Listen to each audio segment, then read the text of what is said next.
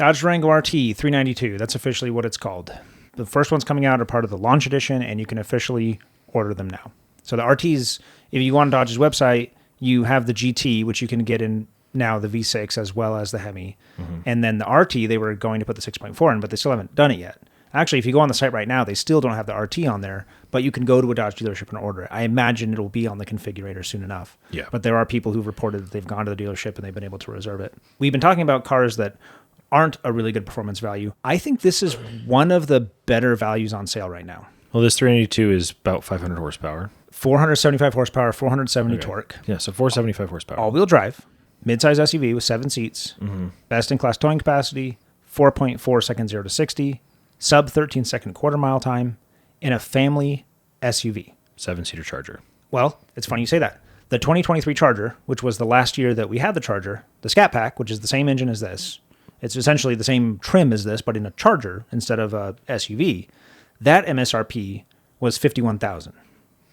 This MSRP, now 3 years later, with tariffs, inflation, and all that, is $49,000. Really? Yeah. That is a steal of a deal for that engine and that vehicle. Like all-wheel drive, 7-seater. Wow. Almost 500 horsepower SUV for $50K. That's actually pretty good. That's a pretty good deal. But you can get a jailbreak trim on that now, can't you? Not on the RT. Only for on the the Hellcat. Yeah. Although the jailbreak is only $1,000 more than the standard Hellcat version.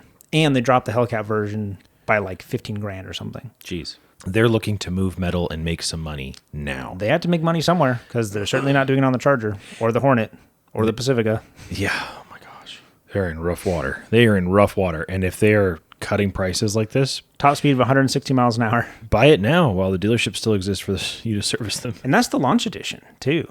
And the base model. And even the premium, which has all the accoutrement, all the niceties, is still $57K. That's still not bad. That's pretty good. What else can you get with a V8? This is literally the only V8 midsize SUV for sale in the U.S. that is not in the luxury segment. Audi has one, BMW has one, Mercedes has one, Land Rover has a V8.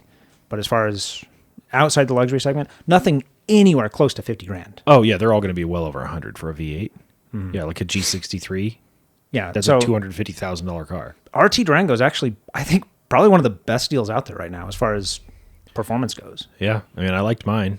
It's comfortable. Tons And yours of had the space. 3.6. Yeah, I had the V6. It was plenty. It was quick enough to get out of its own way. Yeah, and imagine adding another 200 horsepower on there. Yeah, gosh. Pretty cool.